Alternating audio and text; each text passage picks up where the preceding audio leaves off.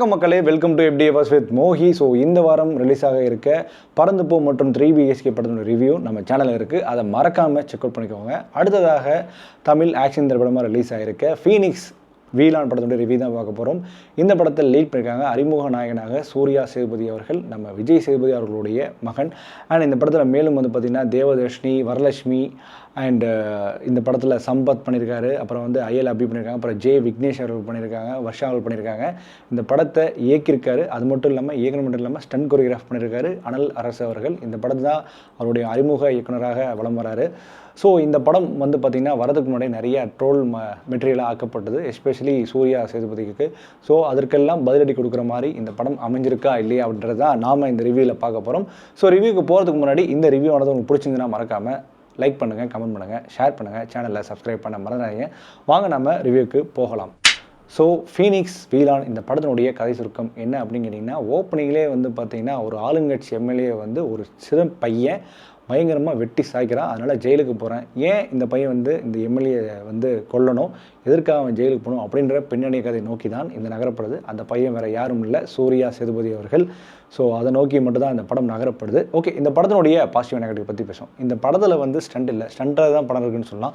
படத்தில் stunt sequence அரங்கேற்றப்பட்ட விதம் ரொம்ப நல்லா இருந்தது. எஸ்பெஷலி ஸ்டண்ட் பார்க்குற மாதிரி இருந்தது. ஏன்னா அனல் அரசு அப்படின்ற பட்சத்தில் கண்டிப்பாக அனல் தெரிக்க விடும். அந்த மாதிரி இந்த படத்தில் வந்து பார்த்திங்கன்னா அனல் தெரிக்கிற அளவுக்கு இந்த படத்தில் ஸ்டண்ட் நல்லா அரங்கேறிருந்தது. நல்லா கோரியோகிராஃப் பண்ணியிருந்தாங்க. அதுக்கான பிளேஸ்மெண்ட்டு, அதுக்கான ஸ்கெட்சு, அதுக்கான கோரியோகிராஃப் தனம் எல்லாமே அது ரொம்பவே சிறப்பாக இருந்தது அப்படின்னு சொல்லிடணும். எஸ்பெஷலி வந்து பார்த்திங்கன்னா ஜெயிலில் அந்த வாட்டர் டேங்க் கிட்ட நடக்கிற ஸ்டண்ட்டாக இருக்கட்டும், அது மாதிரி அந்த ஃபைனல் எண்டில் நடக்கிற ஸ்டண்ட்டாக இருக்கட்டும், அதுக்கப்புறம் வந்து பார்த்திங்கன்னா ஜெயில் நீதிமன்றத்தோட வெளியே வாயில் நடக்கிற அந்த ஸ்டண்ட்டாக இருக்கட்டும், எல்லாமே ரசிக்கக்கூடிய வகையில் இருந்தது. ஸ்டண்ட்டுக்கு ரொம்ப இம்பார்ட்டன்ட் கொடுத்துருக்காங்க. ஆனால் அதுவே வந்து படத்துக்கு வந்து பிரச்சனையாக அமையுது. அதை பற்றி நம்ம பிரச்சனைகளை பற்றி சொல்கிறேன்.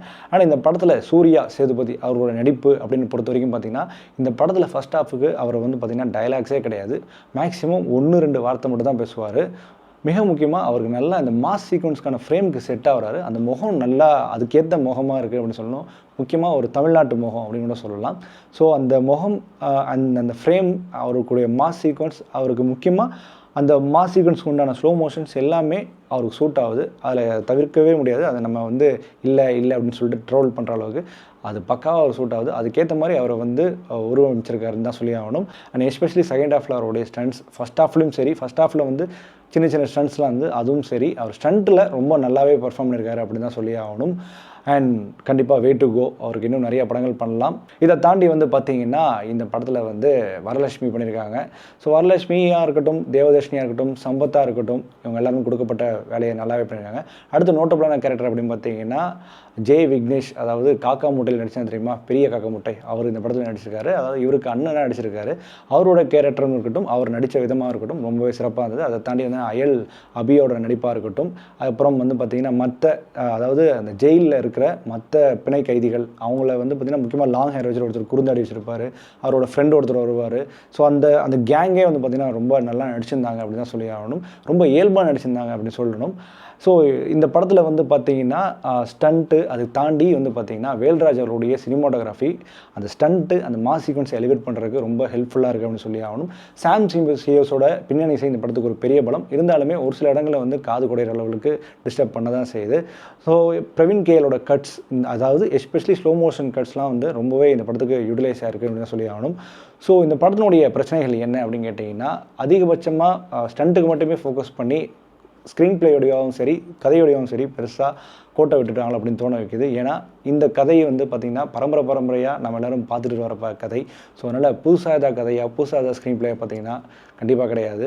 ஓப்பனிங் சீன்லேயே நம்மளுக்கு தெரியும் இதுதான் எண்டு கார்டுன்னு. ஸோ அதனால் சுவாரஸ்யம் உண்டாக்குற மாதிரியான எந்த ஒரு சீன்ஸுமே எலவேட் பண்ணல. எஸ்பெஷலி ஸ்க்ரீன் பிளே வழியாக வந்து பார்த்திங்கன்னா நம்மளுக்கு வந்து ஈஸியாக ஜட்ஜ் பண்ணக்கூடிய அளவுக்கு தான் இந்த ஸ்க்ரீன் பிளேயோடைய நகர்த்தன்மை இருக்குது.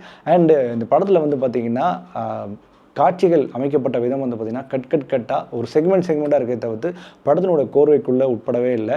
அந்த கோர்வைக்குள்ளே உட்பட்டிருந்தால் கூட ஓரளவுக்கு படம் வந்து ஒரு கண்டினியூட்டி ஃபீல் கொடுக்கும். அந்த கோர்வைக்குள்ளே இல்லாமல் ஒரு மாதிரி செக்மெண்ட்டாக வருது.